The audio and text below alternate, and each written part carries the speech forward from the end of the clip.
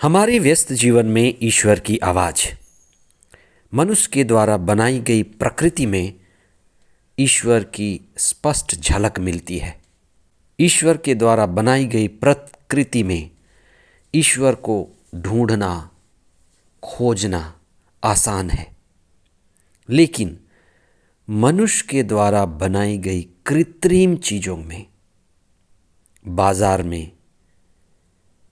गगनचुंबी दीवारों में और जिसे हम विकास कहते हैं, वहाँ ईश्वर की झलक बहुत कम मिलती है। इसी तरह से कृत्रिम चीज़ों से जुड़कर मनुष्य कितना बीमार होता है। उसकी बीमारी की जड़ ईश्वर से दूर होना, प्रकृति से दूर होना है। 40 का चौथा सप्ताह 11 मार्च 2024 सोमवार। पहला पाठ नबी इसायास का ग्रंथ अध्याय 65 पद संख्याएं 17 से 21 तक। संत यूहन्ना का सुसमाचार अध्याय 4 पद संख्याएं 43 से 54 तक। हमारे बीच आज कितने लोग स्वास्थ्य और भले चंगे हैं। अधिकांश लोग बीमार, कमज़ोर, असहाय और चिंतित मालूम पड़ते हैं।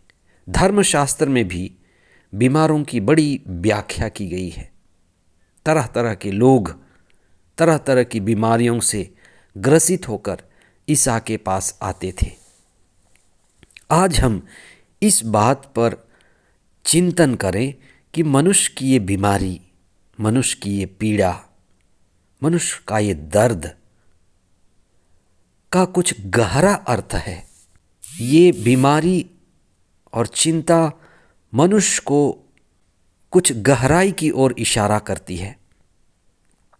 हमारा जीवन, हमारे शरीर में और मन में हम जो जीवन का अनुभव करते हैं, वह वास्तव में मृत्यु से घिरा है और एक दिन मृत्यु सब चीज़ों को छीन लेगी। शतपति का लड़का, जिसका धर्मशास्त्र में जिक्र है, वह चंगा हो गया, लेकिन उसका चंगा होना, उसका अमर होना नहीं है, सिर्फ चंगा हुआ।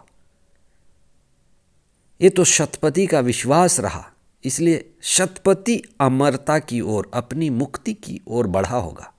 लाजरुस जी उठा, लेकिन धर्मशास्त्र ये नहीं कहती कि उसके जी उठने मात्र से उसे मुक्ति मिली। क्या वह फिर नहीं मरा? क्या वह हमेशा के लिए अमर हो गया? धर्मशास्त्र ये नहीं बताती। इसलिए हम इस बात पर चिंतन करें कि हमारा जीवन, जिसे हम जीवन कहते हैं, मृत्यु से घिरी हुई है और कभी भी ये शरीर का जीवन हमसे छीना जा सकता है।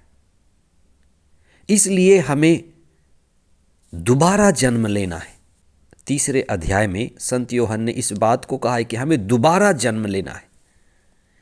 हमें अनंत जीवन की खोज करनी है, हमें आत्मा की खोज करनी है। और अनंत जीवन का स्रोत ईश्वर है और ईसा ईश्वर के उसी अनंत जीवन के स्रोत हैं। बच्चे की बीमारी से शतपति की चिंता और निराशा बढ़ी होगी, लेकिन इस दुनिया में हम जो दिखते हैं वह नहीं है। हम शरीर दिखते हैं पर हम शरीर नहीं हैं। हम इस दुनिया में हैं, इस धरती पर हैं, लेकिन यहाँ हमें नहीं रुकना है। हम इस दुनिया के आगे के हैं। इसीलिए शरीर, बुद्धि में, संसार में हमें नहीं रुकना है। आत्मा और ईश्वर की खोज करनी है।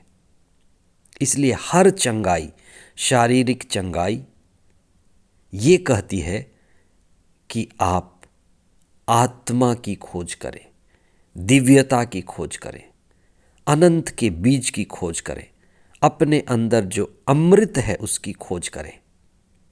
इसलिए हर शारीरिक मृत्यु हमारे अंदर के छिपे हुए अमृत, आत्मा की खोज करने की बात करती है। आज के पहले पाठ में नई सृष्टि की बात कही गई है। प्रभु सारी सृष्टि को नया बनाना चाहता है। आत्मा के द्वारा। इसलिए हम प्रभु से जुड़ें प्रार्थना के द्वारा, मौन होकर के, आत्मा में जुड़कर ईश्वर की दिव्यता का अनुभव करें और स्वयं आत्मा के द्वारा ईश्वर के दिव्य रूप, सारूप्य, सालोक्य, सायुज्य का अनुभव करें। आमीन।